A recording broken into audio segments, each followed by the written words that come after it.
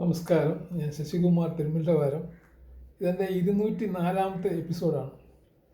ഇത് ഞാൻ പറയാൻ ഉദ്ദേശിക്കുന്നത് സ്ത്രീകളെ ഏറ്റവും അകറ്റി നിർത്തേണ്ട സ്വഭാവമുള്ള പുരുഷന്മാർ ആരൊക്കെയാണ് എന്നുള്ളതിനെ പറ്റിയാണ്.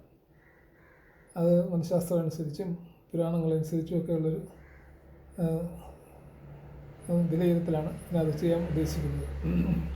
ഇപ്പോൾ മനഃശാസ്ത്രം അനുസരിച്ച് പറയുന്നത് ഒരു ദുഷ്ടനായ പുരുഷനെ താഴെ പറയുന്ന പ്രത്യേകതകൾ കൊണ്ട് മനസ്സിലാക്കാം നമുക്ക്. അത് സ്ത്രീകൾക്ക് മനസ്സിലാക്കാനുള്ള ചില ഇത് പറയുന്നുണ്ട് അവർ മനഃശാസ്ത്രക്കാർ. ഒന്നാമത്തെ കാര്യം എന്ന് പറഞ്ഞു കഴിഞ്ഞാൽ അത് സ്ത്രീകളൊന്ന് പുരുഷന്മാരെ ശ്രദ്ധിക്കേണ്ട ഒരു ആവശ്യമുണ്ട്. കാരണം ശ്രദ്ധിച്ചെങ്കിലേ അറിയാൻ പറ്റത്തുള്ളൂ അവരുടെ പ്രത്യേകത എന്തുവാന്നുള്ളത്. ഒന്നാമത്തെ കാര്യം എന്ന് വെച്ചാൽ അന്യരുടെ ദുഃഖത്തിൽ സന്തോഷിക്കുന്ന സ്വഭാവമുള്ളവരായിരിക്കും. രണ്ടാമത് മനഃപൂർവ്വം നമ്മളെ വഴിതെറ്റിക്കുന്ന ആളുകളുമായിരിക്കും ആ പുരുഷന്മാർ. പിന്നെ അവർ മറ്റുള്ളവരുമായിട്ടുള്ള വഴക്കുകളിലും അവരുടെ ഇപ്പം സ്ത്രീകൾ മറ്റുള്ളവരുമായിട്ട് വഴക്കൂടുകയാണെങ്കിൽ അവരുടെ നിസ്സഹായത ചൂഷണം ചെയ്യുന്ന സ്വഭാവമുള്ള പുരുഷന്മാരെയും വളരെ ശ്രദ്ധിക്കേണ്ടതാണ്. പിന്നെ സൈക്കോളജി തന്നെ പറയുന്നുണ്ട്, ആൻറ്റി സോഷ്യൽ പേഴ്സണാലിറ്റി ഡിസോർഡർ എന്നാണ് പറയുന്നത് മനഃശാസ്ത്രത്തിൽ. പിന്നെ ഒട്ടും എമ്പതി ഇല്ലാത്തവർ, സിമ്പതി അല്ല, എമ്പതി എന്ന് പറയുന്നത് മറ്റുള്ളവരുടെ സ്ഥാനത്ത് നിന്ന് ചിന്തിക്കുന്ന ഒരു സ്വഭാവമാണ്. അത് ഒരിക്കലും ഇല്ലാത്ത ആളുകളായിരിക്കും ഈ ദുഷ്ടന്മാരായിട്ടുള്ള പുരുഷന്മാരെന്നാണ് പറയുന്നത്. അതിന് എമ്പതി എന്നാണ് പറയുന്നത്, സിമ്പതി അല്ല, എമ്പതി, മറ്റുള്ളവരുടെ സ്ഥാനത്ത് നിന്ന് ചിന്തിക്കാത്ത ആളുകൾ. പിന്നെ ആളിക്കുറിയരെ വിശ്വസിക്കുന്നൊരു ഒരു പഴഞ്ചൊല്ല് തന്നെ ഉണ്ട്. ആളിക്കുറിയെ ആളുകൾ, അതായത് നീളം കുറഞ്ഞ ആളുകളെ വിശ്വസിക്കരുതെന്നൊരു ലക്ഷണശാസ്ത്രത്തിലും പറയുന്നുണ്ട്, പഴഞ്ചൊല്ലിലും അത് പറയുന്നുണ്ട്. പിന്നെ ശിവപുരാണത്തിൽ പറയുന്നത് ഈ സൗന്ദര്യമുള്ള പുരുഷന്മാർക്കൊരു പ്രത്യേകതയുണ്ട്. അവർ സ്ത്രീകളെ പെട്ടെന്ന് ആകർഷിക്കും. നമ്മൾ സൗന്ദര്യമുള്ള ഒരു പുരുഷനെ നല്ല ഒരു ഏത് വസ്തു കൊണ്ടായാലും നമ്മൾ ആകർഷിക്കപ്പെടുമല്ലോ, അത് പെണ്ണായാലും ആണായാലും എന്തായാലും. അപ്പോൾ സ്ത്രീകൾക്ക് പ്രത്യേകിച്ചും ഈ സൗന്ദര്യമുള്ള പുരുഷന്മാരോട് പ്രത്യേക ആകർഷണം തോന്നും.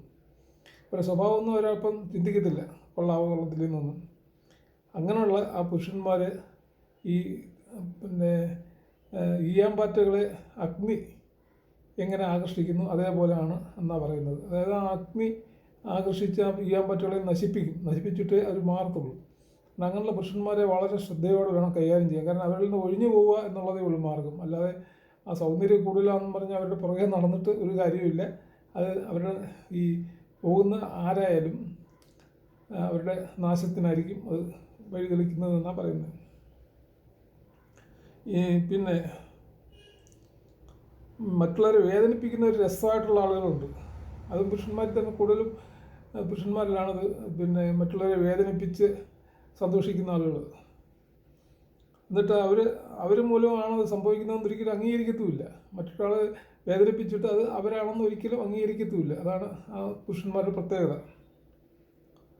പിന്നെ ദാനധർമ്മത്തിന് പണം ചിലവാക്കുന്ന ചില സൂപ്പർ കള്ളന്മാരുണ്ട്. അതായത് പുരുഷന്മാരാണ്. അവർ നമ്മളോട് സ്ത്രീകളോട് പ്രത്യേകിച്ചും ഇങ്ങോട്ട് ആവശ്യപ്പെടും, നിങ്ങൾക്ക് വല്ല സഹായം വേണോ അതോ ഇതെന്നൊക്കെ ചോദിച്ച് ആ സഹായത്തിൻ്റെ പേരിൽ ആ സഹായം നൽകിയിട്ട് അതിൻ്റെ പേരിൽ ചൂഷണം ചെയ്യും.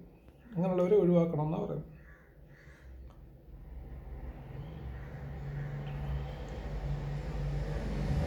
പിന്നെ അങ്ങനെ നമ്മൾ ഇങ്ങനെ നമുക്ക് സഹായം ആവശ്യമാണോ എന്ന് ചോദിച്ചു വരുന്ന പുരുഷന്മാർ എത്ര ഒഴിവാക്കിയാലും അവർ നമ്മുടെ കൂടെ തന്നെ, നമ്മുടെ പുറകെ തന്നെ വരുമെന്നാണ് ഈ ശാസ്ത്രത്തിൽ പറഞ്ഞിരിക്കുന്നത്. കാരണം ബുമറാങ് പോലെ അവർ എത്ര നമ്മളെ എടുത്ത് എറിഞ്ഞാലും അവർ തിരിച്ച് നമ്മുടെ അടുത്തേക്ക് വരും. അതാണ് സ്ത്രീകൾ എത്ര ഒഴിവാക്കാൻ ശ്രമിച്ചാലും അവരുടെ അടുത്തേക്ക് വരും. അതുകൊണ്ട് അങ്ങനെയുള്ള ആളുകളെ കഴിയുന്നതും അവരുമായിട്ട് ഒരു ഡീലിങ്സും പാടില്ല, ഒരു തരത്തിലുള്ള ബന്ധവും പാടില്ല എന്നാണ് ഈ ശാസ്ത്രത്തിൽ പറഞ്ഞിരിക്കുന്നത്.